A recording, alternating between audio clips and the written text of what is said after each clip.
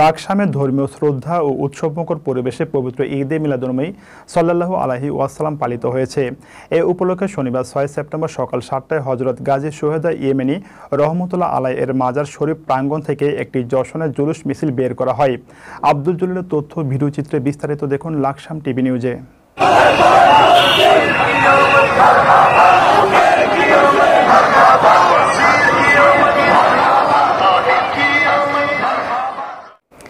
লাকসামে ধর্মীয় শ্রদ্ধা ও উৎসবমুখর পরিবেশে পবিত্র ঈদে মিলাদুন্নবী সাল্লাল্লাহু আলাইহি ওয়াসাল্লাম পালিত হয়েছে।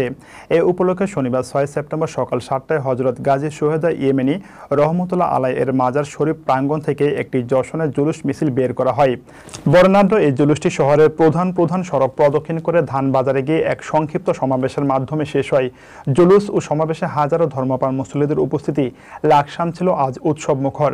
সমাবেশে বক্তব্য রাখেন লাকসাম ঈদে মিলাদুন্নবী সাল্লাল্লাহু আলাইহি ওয়াসাল্লাম উদযাপন কমিটির আহ্বায়ক আলহাজ মীর মোহাম্মদ আবু বকর সিদ্দিকের সভাপতিত্বে।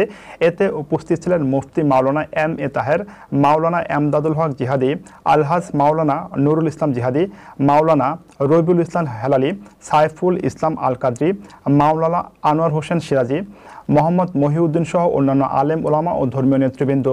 বক্তারা তাদের বক্তব্যে বলেন, পবিত্র ঈদে মিলাদুন্নবী সাল্লাল্লাহু আলাইহি ওয়াসাল্লাম মুসলিম উম্মাহর জন্য আত্মসিদ্ধি ও হেদায়েতের বার্তা বয়ে আনে। রাসূলুল্লাহ সাল্লাল্লাহু আলাইহি ওয়াসাল্লামের জীবনাদর্শ অনুসরণে পারে দুনিয়া ও আখিরাতের মুক্তির পথ দেখাতে দিনব্যাপী এই আয়োজনে ইসলামী সঙ্গীত, দরুদ পাঠ এবং ধর্মীয় আলোচনার মধ্য দিয়ে ঈদে মিলাদুন্নবী সাল্লাল্লাহু আলাইহি ওয়াসাল্লাম পালন করা হয়। আল্লাহ তাআলা হুকুম করেছেন তোমরা রহমত পেয়ে খুশি হও। রহমতের জন্য আল্লাহ রাসূল সাল্লাল্লাহু আলাইহি সাল্লাম নামকে ইঙ্গিত করে বলেছেন এবং নির্দেশ দিয়েছেন, তা আমাদের জন্য ফরজ। আমরা নবীর আগমনে খুশি। নবীর আগমনে আজকের এই জুলুসে যারা এসেছি, যাদের আমাদের দাড়ি নাই, আমরা দাড়ি রাখার জন্য চেষ্টা করব ইনশাআল্লাহ। আমরা আল্লাহকে ভয় করব। আল্লাহ সবকিছু দেখেন, সবকিছুর হিসাব নেবেন, ঠিক কিনা ভাইরা? আল্লাহর প্রিয় হাবিব আমাদের গুনাহগার বান্দার জন্য সুপারিশ করবেন, সে আশা করি তো।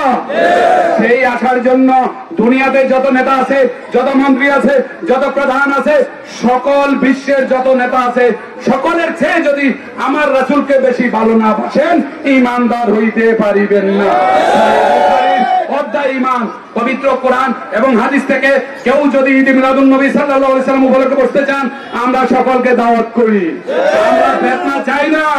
আমরা কখনো আহলে সুন্নাত ওয়াল জামাত কখনো ফিতনা করে না, প্রমাণিত তো।